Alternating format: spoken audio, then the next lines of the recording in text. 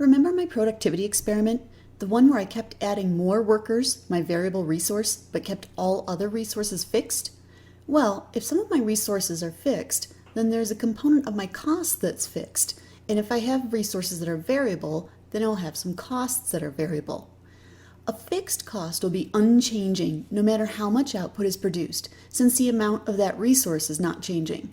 A variable cost will increase as the output increases, since I'll be using more of that resource. The variable cost will decrease as output decreases, since I'll be using less of that resource. Okay, think about this. What if I decide I want to start selling puppies to supplement my income? Consider first the resources that I would need to have to even start my business, the resources that will be necessary no matter how much output I produce. These will be my fixed resources. Well, first of all, it would probably be a good idea to have 2 adult dogs, a male and a female. Without this resource, I can't even consider producing any puppies. What else will I have to even attempt to produce? What about food, vet care, and kennel space for the adults? Then there are also resources like registration and advertising.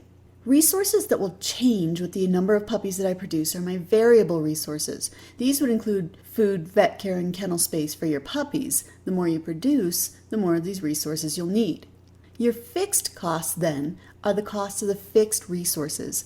These are my overhead costs that must be paid to even consider the business, even if I'm unsuccessful and produce zero output.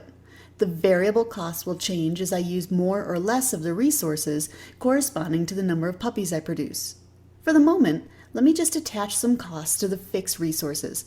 When I bought my first dogs, many years ago, the male was $350 and the female was $400. This is a dog world's version of gender bias, I suppose. Demand for females is typically higher, so the price is higher.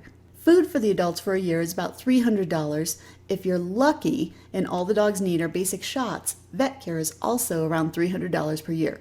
I happen to have a really big yard, so I don't have to pay for kennel space or dog runs. Let's say that AKC registration for a litter is $100 and that you can run an ad for $50. In the end, the fixed or overhead costs total $1,500. Let me ask you another question. Assuming that I could perfectly control the level of output that I produce, not so realistic for puppies, I know, but it is true for most other forms of output, what happens if I produce only one puppy? I mean, that poor little puppy has to bear the entire weight of the $1,500 in overhead or fixed costs. Even ignoring the variable costs, I would have to charge $1,500 just to break even for that puppy. What if I could produce 2 puppies? 2 puppies means $750 of fixed costs per each puppy. What about 3 puppies? Or 4? Or 5? Or 10? The cost per puppy, that is the average fixed cost, gets more and more attractive. So from a fixed cost per unit perspective, the more the better. But as I increase my output, what's happening to my variable costs? Well, think once again to the puppy example. Large litters, that is lots of puppies, cost more in food, vet care, etc. But there are also increased health risks to the mother and the puppies. With a large litter, some puppies may be stillborn and some are weak, requiring a lot of additional time and attention. This increases not only direct costs, but also opportunity costs, as more time spent tending to the weak, sick puppies takes away from my time at my regular job. Variable costs not only increase with the number of puppies, they rapidly increase, skyrocketing at higher levels of output. As a business owner, your objective is to maximize profit, which can be achieved in part by keeping costs low. As a puppy producer, what do? If I produce a little output, variable costs are lower, but the per unit fixed costs are very high.